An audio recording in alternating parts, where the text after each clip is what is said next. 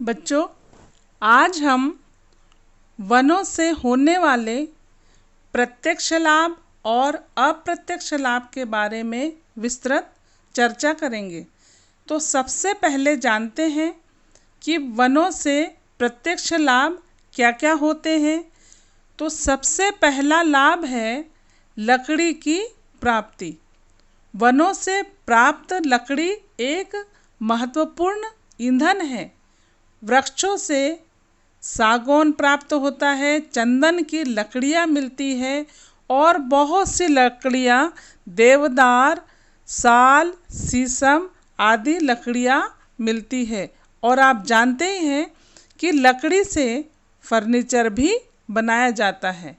इसके पश्चात पढ़ते हैं कि सहायक उपजों की प्राप्ति कैसे होती है। सहायक उपजों में वनों से हमें लाख, चमड़ा, गोंद, शहद, बाँस व जड़ी बूटियाँ व जानवरों के सींग आदि मिलते हैं।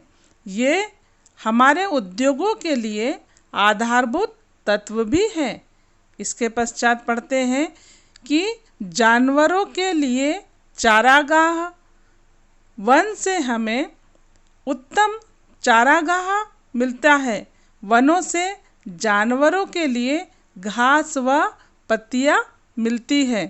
इसके पश्चात पढ़ते हैं कि आधारभूत उद्योगों के लिए सामग्री कौन कौन सी प्राप्त होती है।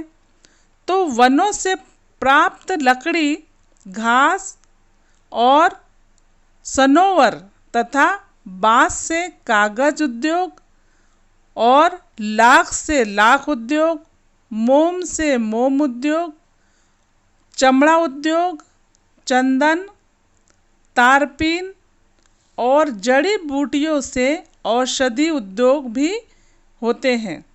इसके पश्चात पढ़ते हैं कि रोजगार की प्राप्ति कैसे होती है। वनों पर कई करोड़ व्यक्तियों की आजीविका आश्रित है।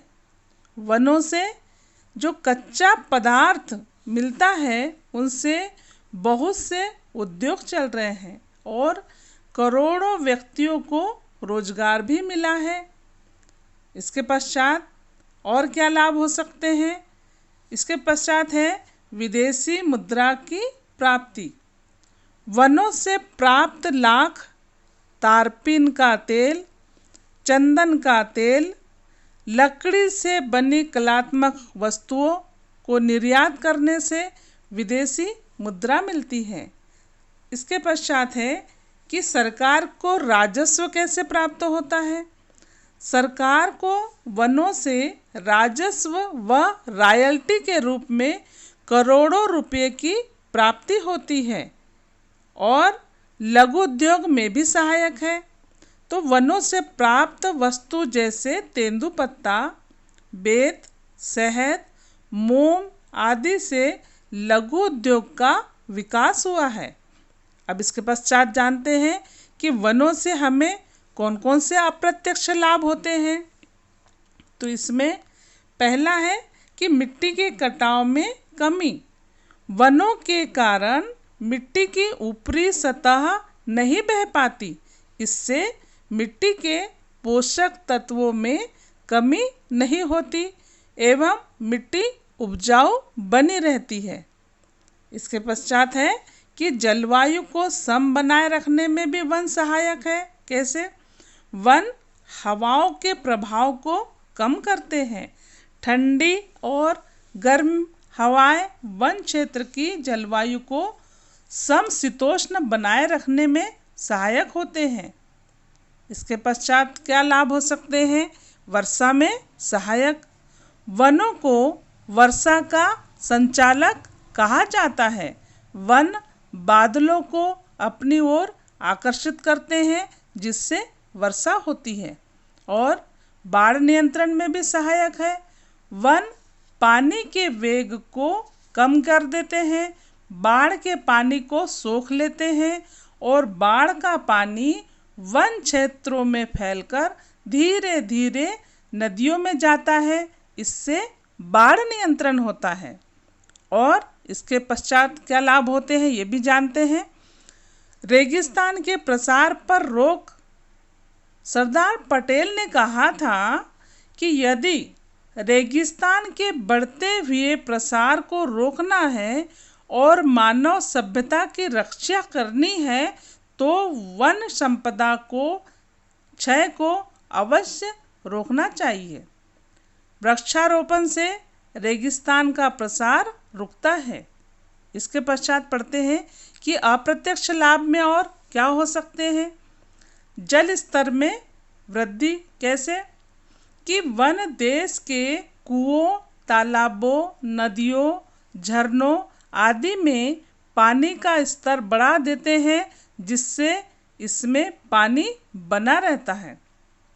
इसके पश्चात है कि ऑक्सीजन की मात्रा पर भी प्रभाव पड़ सकता है। कैसे कि वन ऑक्सीजन की मात्रा बढ़ाने में सहायक होते हैं।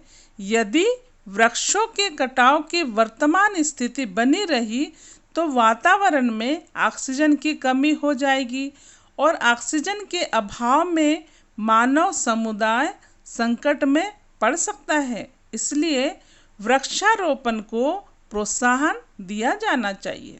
और सबसे बड़ा लाभ यह है कि प्राकृतिक सौंदर्य।